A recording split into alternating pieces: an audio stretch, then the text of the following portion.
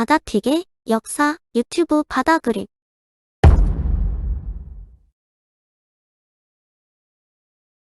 오늘의 주제는 식민사학의 목적과 식민사학 지침 5가지, 그리고 춘천 중도 고조선 유적입니다.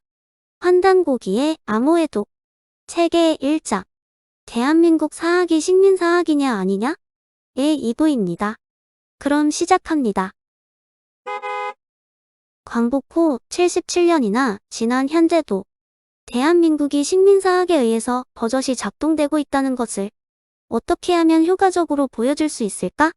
먼저 식민사학의 목적과 이것을 구체적으로 실천할 수 있는 식민사학 지침을 도출하여야 할 것이다.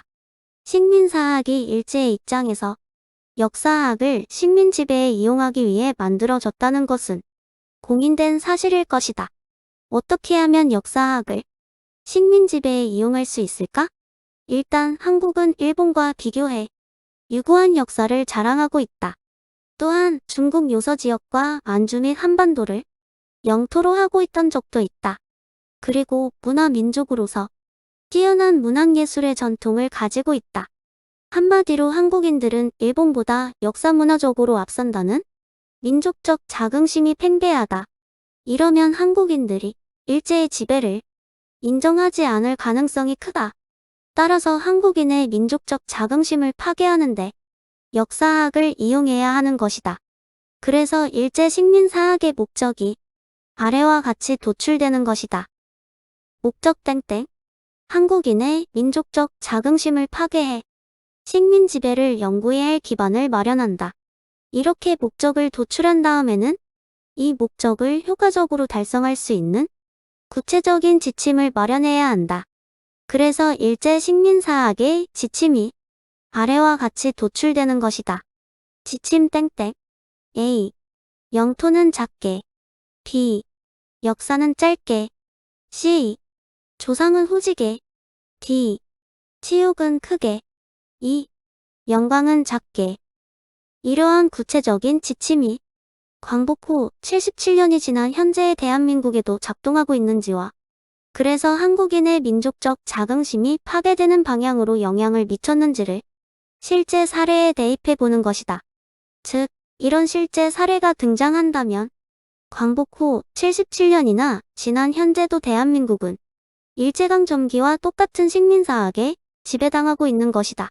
사실 수많은 사례가 있고 안 그런 사례를 찾기가 오히려 건초 더미에서 바늘 찾기처럼 어려운데 일단 가장 최근에 국민적 공분을 샀던 사례로 알아보려고 한다.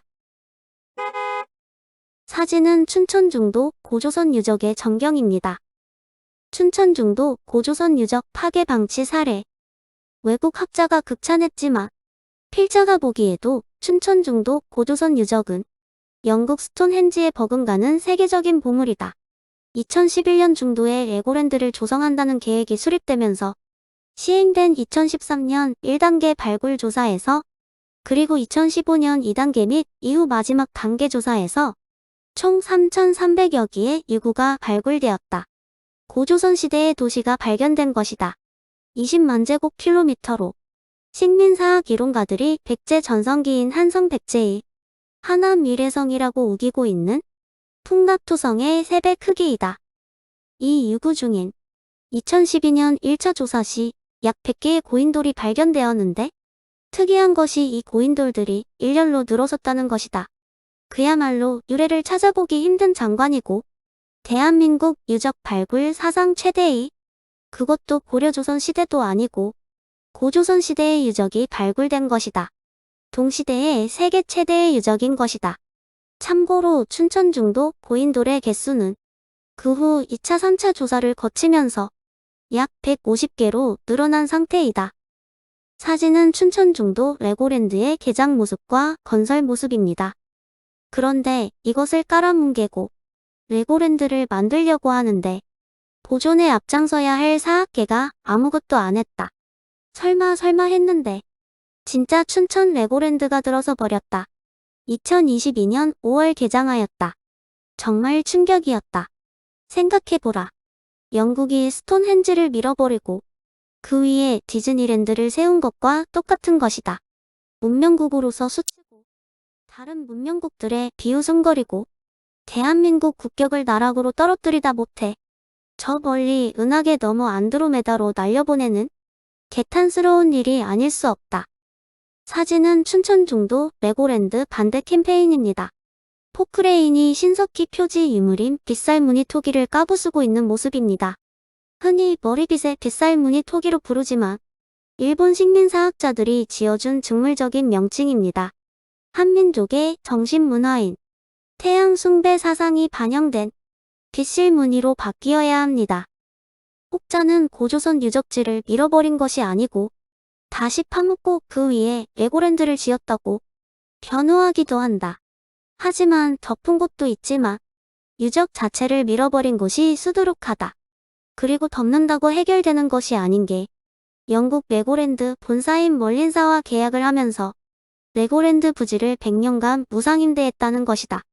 즉, 향후 100년간은 춘천중도 유적지를 만나볼 수 없다는 것이다. 사진은 춘천중도 고인돌 유적입니다. 고인돌과 적석총이 결합된 요역식 고인돌이 다수 보이는 등 특이한 고인돌이 대량으로 발견되었지만 연구도 제대로 되지 않고 다시 파묻히고 일부는 파괴되었습니다.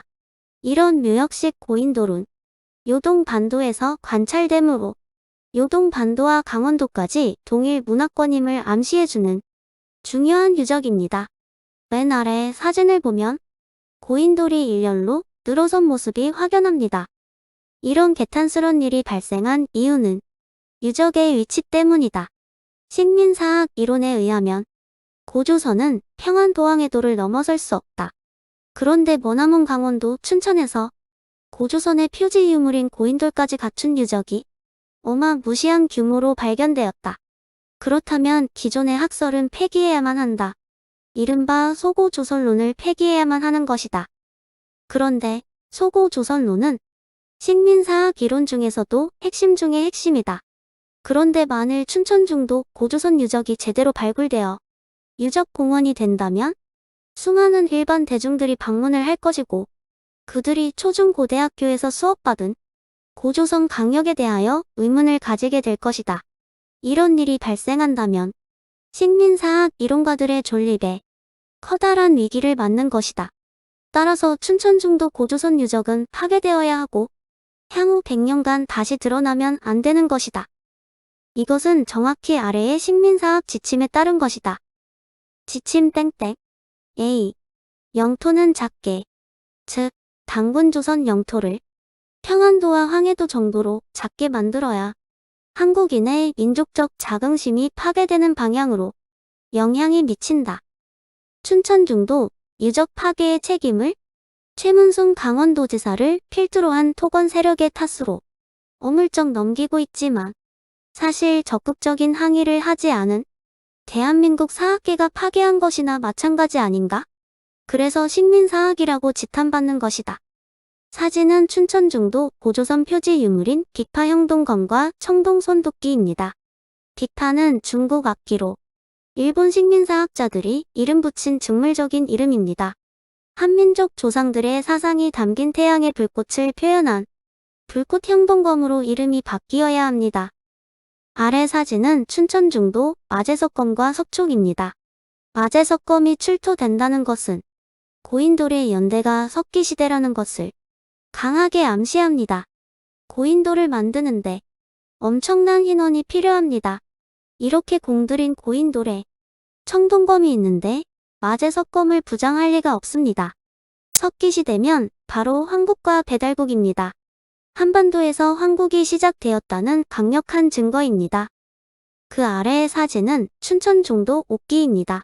옥기는 홍산 문명과 관련되는 중요한 유물입니다. 즉, 홍산 문명과 만주 및 한반도가 동일한 옥문화권임을 알려줍니다. 참고로 홍산 문명은 환웅의 배달국입니다. 한반도인 황국과 배달국이 지속적으로 문화 교류를 했다는 증거인 것입니다. 맨 아래의 사진은 춘천중도 금기거리입니다.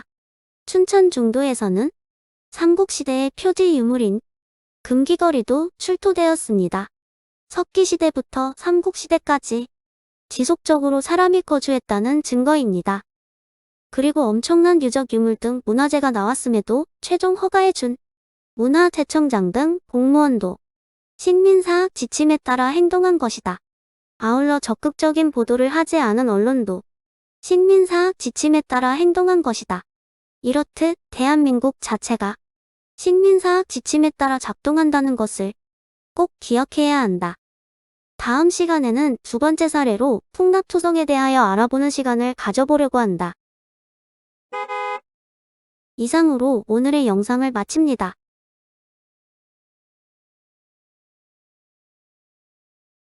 오늘 영상이 도움이 되셨나요? 구독과 좋아요와 알람 설정을 해주시면 역사 연구와 영상 제작에 진짜로 많은 도움이 된답니다. 시청해주셔서 진심으로 감사해요. 바이.